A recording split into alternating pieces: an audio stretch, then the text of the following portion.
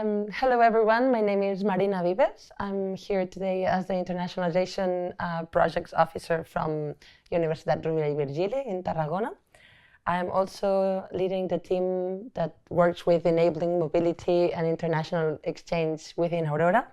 And I'm very happy to be here today in Paris, the UPEC, with Larissa Jenewein, Erasmus Plus Institutional Coordinator at the University of Innsbruck, and Ramon Rispoli, Associate Professor of Design at the Architecture Department in the Università Federico II Unina Napoli. We would like to bring the topic of internationalization in this conversation, and internationalization understood not in a classical way that involves mobility and the use of English and the use of grants to have physical exchange, but a little bit beyond that classical perspective, and considering it maybe an ongoing process, an intentional strategy that our institutions are tackling, and something that our institutions have to respond to as related to the society that is facing different challenges than years ago. Right now, internationalization, as I was saying, goes beyond mobility, and we are seeing new and broader opportunities that includes, for example, virtual exchange or blended opportunities, short-term mobilities. I would like to start by asking you, maybe starting with Larissa, what is your experience with opportunities that go beyond the, let's say, classical Erasmus short-term mobilities? Okay. So thank you, Marina. First of all, hello also from my side. I'm very happy to be here with you and Ramon in Paris. And I'm very happy to share my experiences. Maybe it's important to have a little bit a view on the history on the Erasmus Plus program, because now when the new or like the project period we are in now, so it's the period from 2021 to 27. So before this new Erasmus generation has started, there was the idea of creating new formats. So formats such as blended intensive programs and short-term mobilities were coming up. They have never been a topic before in the Erasmus program, so this was quite new for everybody, for all the actors and for all the administrators in the program. And at the beginning, actually, it was quite challenging to implement this program and also to really get the full potential out of it, I would say. So myself and also other colleagues were quite skeptical at the beginning if we can really do that.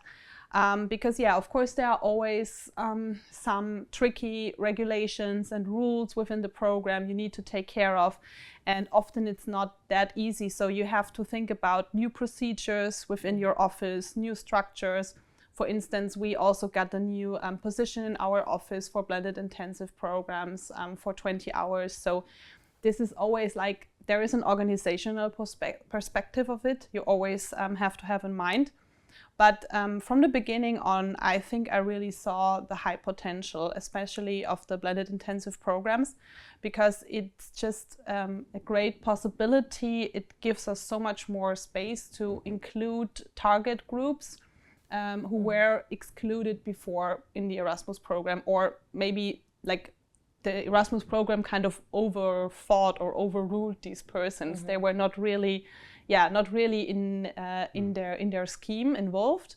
So I think that was actually also the original idea of the Commission. So they said, okay, we need to have some alternatives for the people who are not able to do a long-term mobility, like a typical classical semester mobility as we all know it.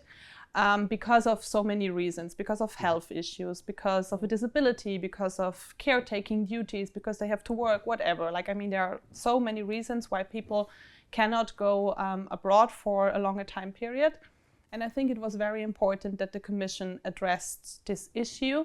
But I think now we are at the point where it goes even beyond addressing underrepresented target groups. I think now it is really central for our like strategic perspective of institutions and for the direction we also want to go in the future. So yeah, that was my experience with the implementation. Can I intervene shortly before? Sure. I think BIBs are a relevant example of this type of internationalization. This is blended mobility opportunities. We also have virtual opportunities to exchange and learn from each other. They really go into being more diverse in the type of opportunities that we offer our students and our professors, and also being more inclusive in terms of reaching as many students as possible. But BIBs, for example, also tackle professors who are, by the way, new relevant stakeholders in the internationalization process, because we see that more and more the opportunities are going into the classroom sphere, right? So what is your experience with that, Ramon? Yeah, speaking from a teacher's perspective, I think he helped me a lot, especially during the these last 2 years. I think I joined many BIPs, most of them in the framework of Aurora, and I think it's a great opportunity both for students and for teachers. Well, I mean, she already basically said that it's also a matter of like widening the range of opportunities that students have. Like, it's not just something that excludes long-term or traditional mobilities, but it's something that kind of sums up. And I think it's especially good for I think it's especially good for master students, because with a short-term mobility like a BIP, they avoid spending 1 semester out of 4 semesters abroad, which will be a big deal, of course. And especially for my master, which is an international master. So basically, my students, vast majority of my students are already in mobility, because they come from Iran, they come from India, they come from Southeast Asia. So they are already in mobility. So this kind of allows us to give them possibilities that are kind of like short-term, like squeezed within a week. And it's also good because it allows us to separate, let's say, what we call the theoretical background, which is the online part, in which we provide them with kind of the theoretical frameworks, with the literature they have to go through, and then attend the physical part, like the presential part, which is the on-site week. I think it's a good way of like tackling this, and of course, like also for a teacher, because like I say that like it's easier for me to manage like my own attendance, my own co-teaching experience in a BIP project than spending 3 months abroad. I have been running I've been working in the field of social entrepreneurship and innovation in Aurora. I run a course every year, which is like a course on rethinking food systems in a socially inclusive way in Naples, and this was a BIP last year. But I also co-teach in Spark Social, which is a course taught in Iceland. I'm also co-teaching here in Paris in 2 weeks in another summer school, which is still a BIP, and it's called Emergent Futures. So I mean, it gives me a lot of possibility to kind of like meet with my colleagues and build the different kind of activities which would be impossible with a traditionally mobility framework, let's say. May I add something to that? Sure. Because I think this is such a great point you're mentioning, because when we're thinking about the BIPs, for instance, then it's not only the exchange of students or professors, but it's also like the co-creation process of the event itself, and of the lecture or the seminar itself. So you have so many also, like, I feel, intercultural skills you're gaining, because you need to communicate with the different professors from at least 3 universities from 3 different countries, and you have to look, they have different schedules, they have different languages, they have different like ways of how they are creating they have different the content. Fields of expertise. Yeah, also. So this is, I think this adds a layer to the physical exchange we are used to. So you agree with the fact that these new type of opportunities go beyond the experience of exchanging a time abroad and really go deeper into the educational process, like the educational life, and it really tackles on into competencies and ways to teach and learn. So it's a transformative, let's say, endeavor for the whole university. This kind of relates with the other question I wanted to bring or share with you, and that was about how do you think these opportunities, thanks to Erasmus, but also embedded in Aurora, right, in this alliance or network that we're part of, how do you think these COIL opportunities or blended intensive programs or capacity and professional opportunities, trainings, webinars, how do you think this affects our role within the institution and also our institution? How can we benefit? How can we use? How does it impact our daily work? Shall I start? Sure. Yeah. Okay. So for me, I think one of the most central points is that we have a broader target group now.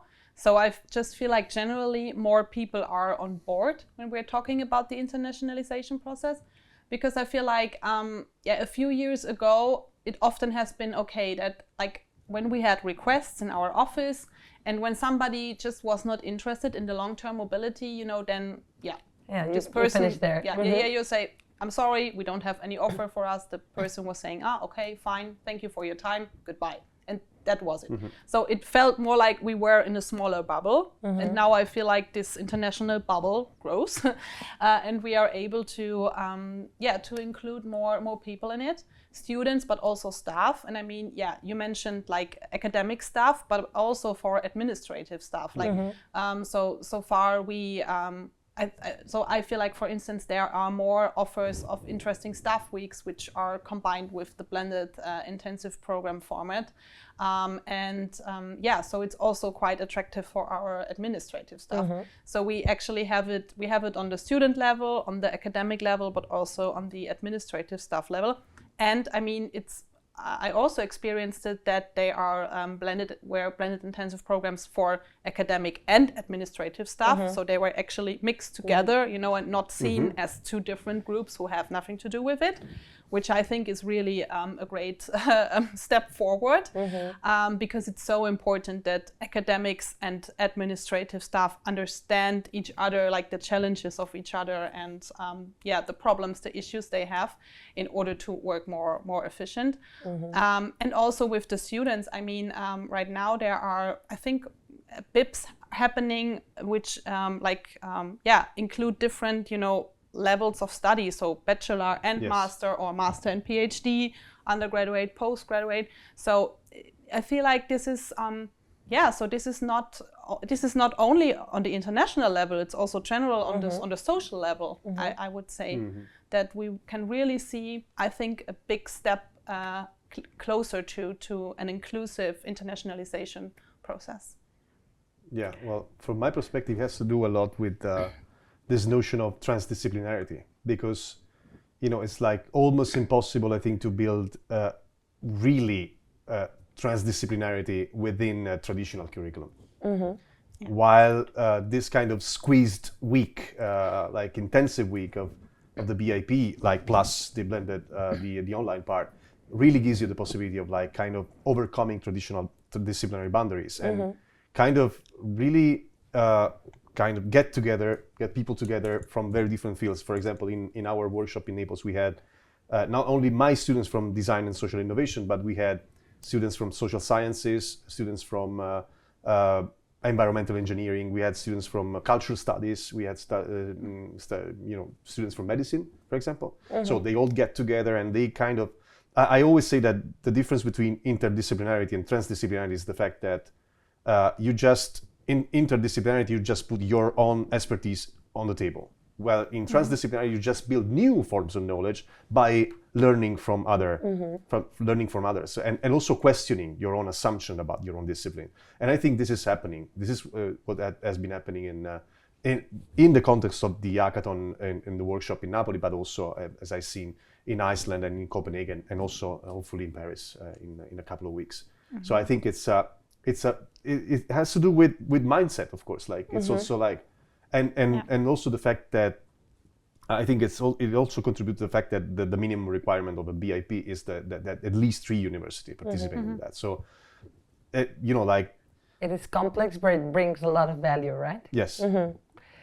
I really like the way it has moved forward, because you touched upon without really mentioning the concept of comprehensive internationalization. So we are now experiencing, it's not only the theory area, but we are experiencing a sort of internationalization that involves all stakeholders and many stakeholders. We need leadership and governance to believe in these sort of things. We need academics to develop these new opportunities.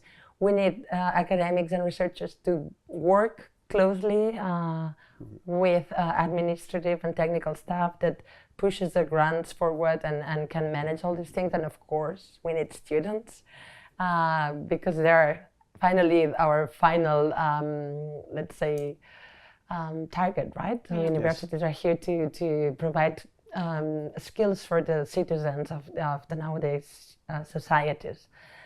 And you somehow touched upon the educational development and how these new forms allow for a different way to teach and learn, right? So we see that challenge-based projects, that real-life experiences and condensed. We could also talk of micro-credentials, but that should be another conversation. But all this type of learning experiences are adapting to this society that needs more specialized, condensed opportunities for exchange and learn.